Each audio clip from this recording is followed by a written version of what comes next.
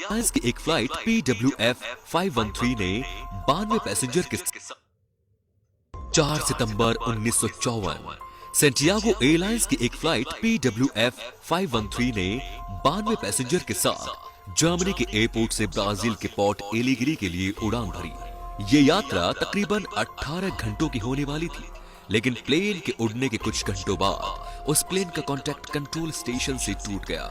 उसके बाद कई दिनों तक कांटेक्ट करने की कोशिश की गई, लेकिन इस प्लेन से कांटेक्ट दोबारा नहीं हो पाया। ऐसा लग रहा था जैसे वो प्लेन बादलों में ही कहीं गायब हो गया। फिर कई सालों तक उस प्लेन को ढूंढने का प्रयास किया गया, लेकिन उस प्लेन का पता नहीं चल पाया कि आखिर वो प्लेन गया कहां। लोगों को ऐसा लगने लगा था कि हमने उस प्लेन और उसमें बैठे 92 पैसेंजर्स को कहीं खो दिया। इस घटना के कुछ महीनों बाद सेंटियागो एयरलाइंस को हमेशा के लिए बंद कर दिया गया, लेकिन फिर भी कई सालों तक इस प्लेन को खोजने की कोशिशें जारी रही।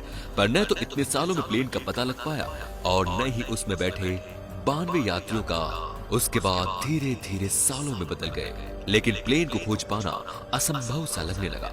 लेकिन फिर एक दिन अचानक इस घटना के ठीक 35 साल बाद 12 अक्टूबर 1989 को पोर्ट एलिगरी के रडार में एक अननोन प्लेन देखा गया, जो कि काफी तेजी से एयरपोर्ट के रनवे की तरफ बढ़ रहा था। और जब वो प्लेन लैंड हुआ तो उसे देखकर वहां के ट्रैफिक कंट्रोल में बैठे लोगों के होश उड़ गए, और उसकी वजह ये थी कि वो प्लेन सेंटियागो एयरलाइंस की थी, जो कि 35 साल पहले बंद हो गई थी।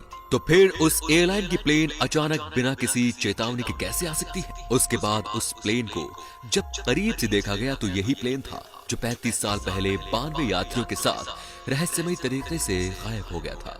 ये सब देख वहां मौजूद लोगों को कुछ भी समझ में नहीं आ रहा था कि आखिर ये सब हो क्या रहा है। ये तो कुछ नहीं, अब जो मैं आपको बताऊंगा वो तो जानकर आपके भी रोंगटे खड़े हो जाएंगे।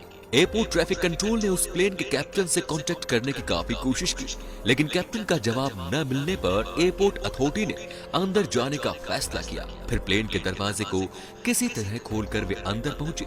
उसके बाद उन लोगों ने जो देखा वो देखकर उनके पैरों तले जमीन खिसक गई, क्योंकि प्लेन में इंसानों की जगह इंसानी कंकाल मौजूद थे, जो कि अपनी अपनी सीटों पर सीट बेल्ट से बंधे हुए थे।